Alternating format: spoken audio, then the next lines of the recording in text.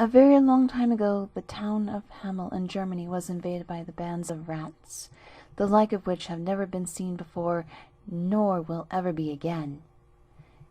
They were great black creatures that ran boldly in broad daylight throughout the streets, and swarmed so all over the houses that people at last could not put their hand or foot down anywhere without touching one. When dressing in the morning, they found them in their breeches and petticoats, in their pockets, and in their boots, and when they wanted a morsel to eat, the ferocious horde had swept away everything from cellar to garret. The night was even worse. As soon as the lights were out, these untiring nibblers set to work, and everywhere in the ceilings, in the floors, in the cupboards, at the doors, there was a chase and a rummage, and so furious a noise of gimlets and pincers and saws that a deaf man could not have rested for 1 hour together. Neither cats nor dogs, nor poison, nor traps, nor prayers, no candles burnt to all the saints. Nothing would do anything. The more they killed, the more they came, and the inhabitants of Hamel began to go to the dogs. Not that they were much of use. When one Friday they arrived in the town, a man with a queer face, who played the bagpipes and sang this refrain, "Behold the rats!" He was a great gawky fellow, dry and bronzed, with a crooked nose, a long rat-tail moustache, 2 great yellow piercing and mocking eyes, under a large felt hat set off by a scarlet cock's feather. He was dressed in a green jacket, with a leather belt and red breeches, and on his feet were sandals fastened by thongs, passed around his legs in the gypsy fashion. That is how he may be seen to this day, painted on a window of the cathedral of Hamel. He stopped on the great marketplace before the town hall, turned his back on the church, and went on with his music, singing, "Who lives shall see, this is he, the rat-catcher." The town council had just assembled to consider once more of this plague of Egypt, from which no one could save the town. The stranger sent to the councillors that, if they would make it worth his while, he would rid them all of their rats before night, down to the very last. "Then he is a sorcerer!" cried the citizens with one voice. "We must be aware of him."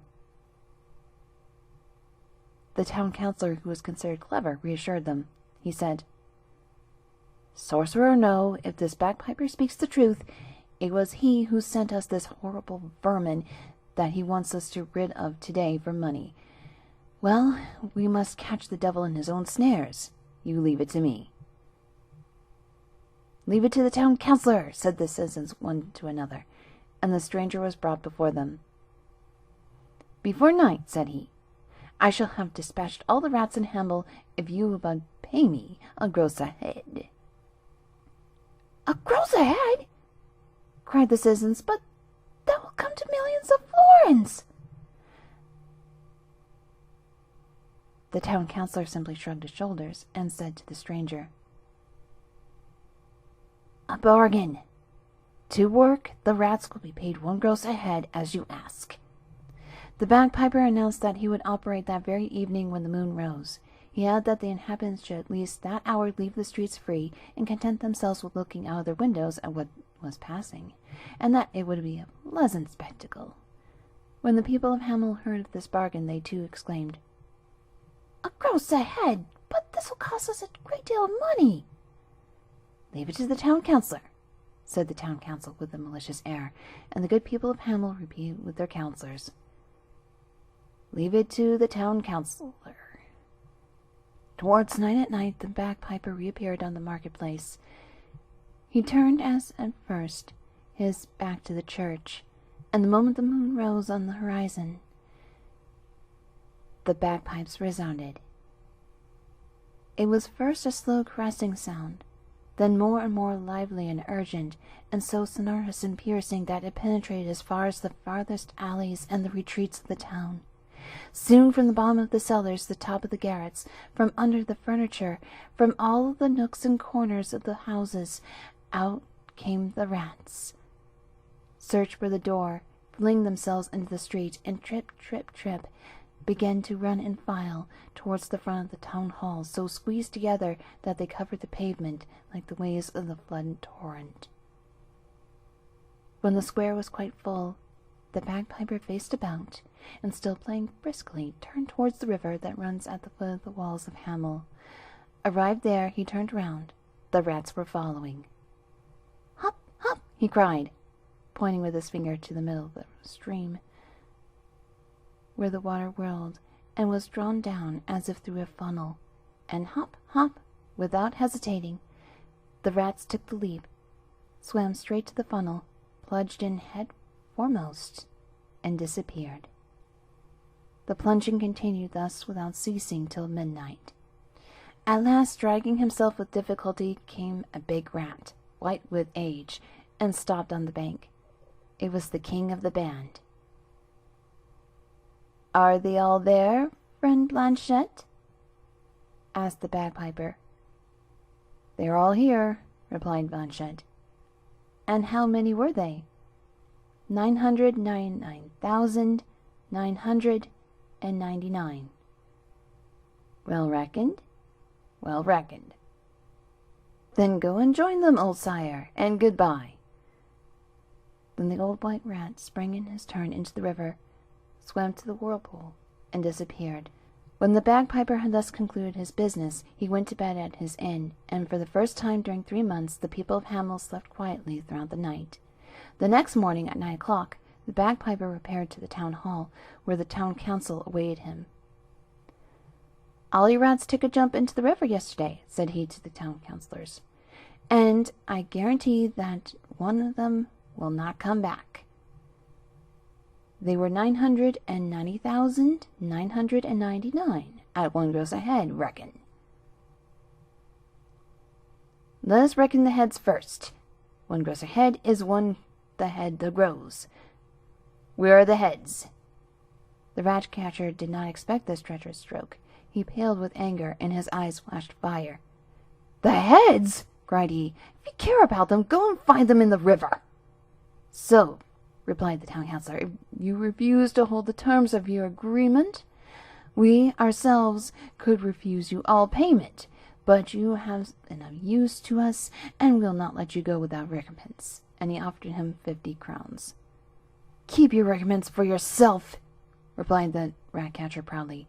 "If you do not pay me, I'll be paid by your heirs."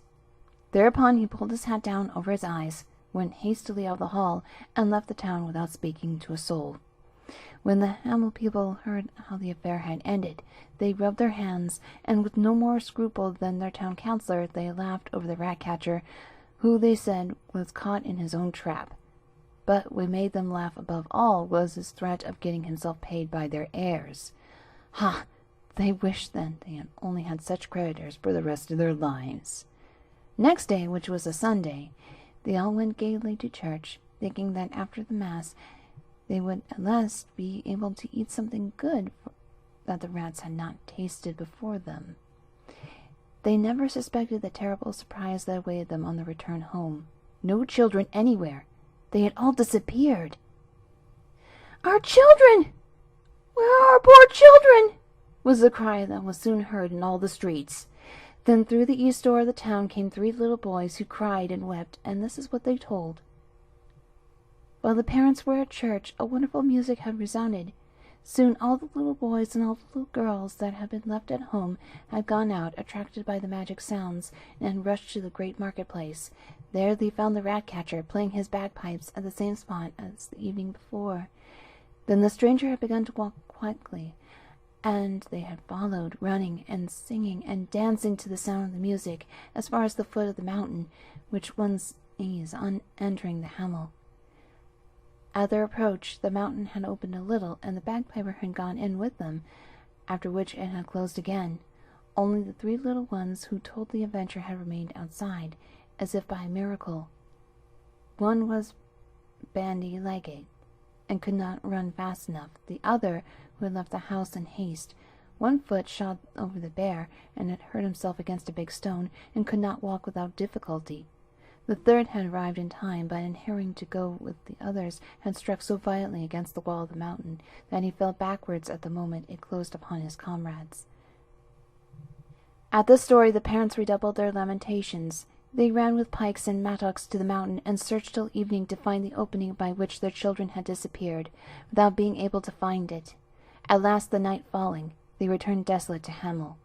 But the most unhappy of all was the town councillor, for he lost 3 little boys and 2 pretty little girls, and to crown all, the people of Hamel overwhelmed him with reproaches, forgetting that the evening before they had agreed with him. What had become of all these unfortunate children? The parents always hoped that they were not dead, and that the rat-catcher, who certainly must have come out of the mountain, would have taken them with him to his country. That is why, for several years, they sent in search of them to different countries, but no one ever came on the trace of the poor little ones. It was not until much later that anything was to be heard of them. About 150 years after the event, when there was no longer left of the fathers, mothers, brothers, or sisters of that day, there arrived one evening in Hamel some merchants of Bremen, returning from the east, who asked to speak with the citizens. They told that they, in crossing Hungary, had sojourned in a mountainous country called Transylvania, where the inhabitants only spoke German, while all around them nothing was spoken but Hungarian. These people also declared that they came from Germany, but they did not know how they chanced to be in this strange country. "Now," said the merchants of Bremen, "these Germans cannot be other than the descendants of the lost children of Hamel." The people of Hamel did not doubt it, but since that day they regard as certain that the Transylvanians of Hungary are their countryfolk, whose ancestors as children were brought there by the rat-catcher. There are more difficult things to believe than that.